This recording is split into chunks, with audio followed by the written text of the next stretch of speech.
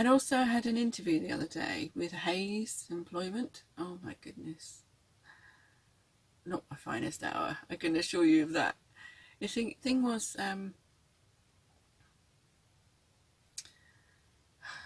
I've never used Microsoft Teams before, and I don't really like using Microsoft anyway. These online things, because I think of Bill Gates and his empire, and I don't want to support him, but we're all wrapped up in that, aren't we? Because I have a Microsoft package that I work for, buy, through, whatever. And as I logged into the Microsoft Teams, it took me such a long time to figure out how to work it, and also my microphone didn't work. I bought another one. By the way, I'll plug that in. There it is. I think somehow something is trying to tell me not to go down this route, not to put any effort into this sort of thing. Anyway, I had an interview with quite a pleasant looking young man, very well groomed. And I kept looking at myself thinking, oh my goodness, where did he get his hair done so perfectly? Even his eyebrows were perfectly manicured. And I thought, oh my goodness. Oh, I looked at myself in comparison and I thought, I do look old. But then I thought, no, don't worry about what he's thinking. If he's even thinking that, probably was, because you can't really escape judgment, can you? Unless you consciously put your mind to it. And he asked me these standard questions, bog standard questions. What's been your biggest achievement? I could have listed tons of things. If you're wondering why my face keeps going red, it's because I keep blowing my nose. In the morning I'm bunged up. Anyway, my biggest achievement. What was your biggest achievement? I'm thinking, oh God, it's reading from a script. I prefer people who get to know you by just knowing what questions they're going to ask you, and then just say, oh hi, so tell me about yourself. Can you just give me an idea of what kind of person you are, what kind of skills you have and experience that you have? I see that you've had a lot of jobs in your past. Your working history is quite entertaining and you've had quite a lot of experience there. Can you explain to me a little bit about it and what made you go down this path, that sort of thing, instead of just asking bog standard questions. I could see him looking down at his script every time he asked me a question. It was like he was reading something, and that's my judgment of him, and I shouldn't really, because he was doing his best. The thing was, what made me feel demoralised was not the way I looked and the way he looked and the way I was asking the questions, but the fact that my life depends totally on this 20-year-old man who has the power to either give me a job that will allow me to be fed for the week or not.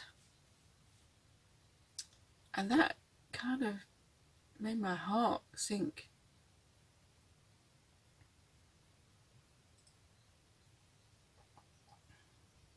I've just got to concentrate on what I need to do, because in the end, if I don't prove my worth, then there's no point in me being on this planet, is there?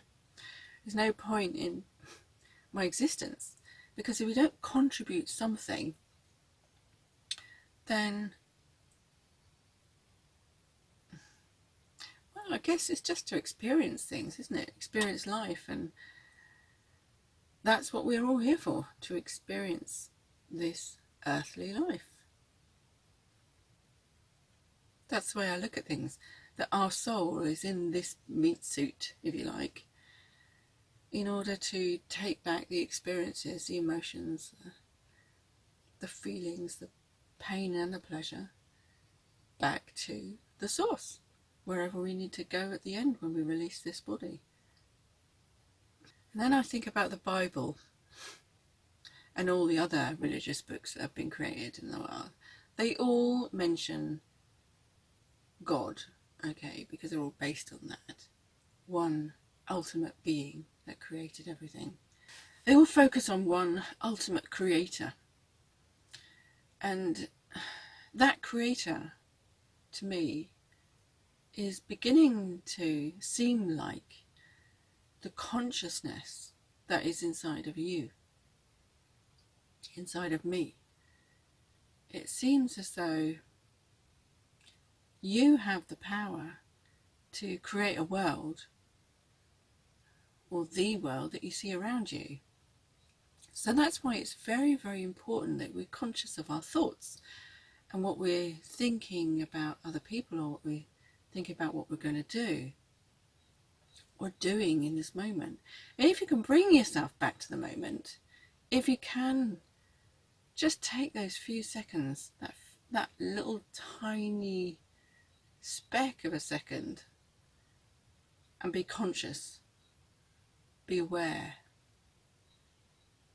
and wake up to the reality that is here now in your life, then you can begin to understand what the world is about. It's hard to grasp when you're wrapped up in the television, you're listening to the news on the radio, you're reading the news in the newspapers or magazines, and you're constantly being bombarded by all these things that you're supposed to desire. And they get this feeling welling up inside of you that is either jealousy, anger, hatred, judgment of other people.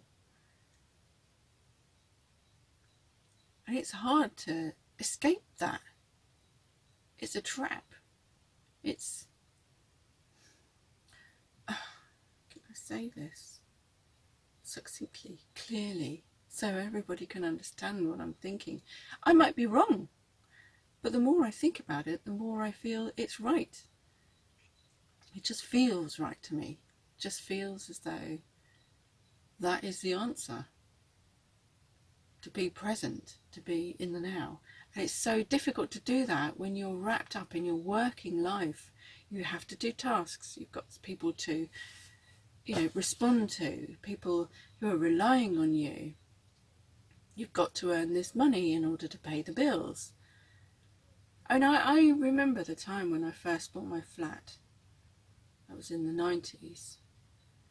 And I was going out to work, earning this money, and every penny I was earning, I was spending on that flat. Not on me. I didn't even have a car. And I was just eating bread, jacket, potatoes. I got to a point where I didn't have any money to enjoy life with. I used to work in London and get the train into London. I couldn't go out and enjoy things. So what I used to do, just to take a little bit of pleasure out of life, was either one or two things. I would stay behind and stay in London and walk around the streets and walk around the parks. And that gave me a sense of pleasure. Unfortunately, all the museums and the shops and everything else had closed at closing time, 5, 6 o'clock. Unless I found out that there was some kind of evening entertainment that was for free. And that's usually like a lecture in a university or a museum or something like that. And I would go along and be entertained. And not just by the things that people could produce, but by the things that nature could produce in London. And it was lovely. It made my heart sing. And then the other thing I used to do was go home to my flat and sit on the floor, listen to the birds in the beautiful tree outside. And I had a ground floor flat so I could see. I'd sit on the floor and look at that tree outside, and it was lovely. I loved being there. That was a gift. And I was lucky. I was. And I look at my life now, and I look at the situation of the world, and I think, will I ever be able to go to America now? Will the powers that be, or should not be, allow me to travel to Texas to go on a horse riding holiday if I don't have this vaccine? And I don't think that's very fair, is it? I don't think it's fair that somebody else has got control of my life now, my decisions, my hopes for the future. But then I think I'm not trying to justify their existence, because they are quite cruel and mean and selfish, and that's not a way to be. To me, that isn't anyway. To them, that's perfectly normal. And I was trying to explain to somebody, there's no need to fear any of this.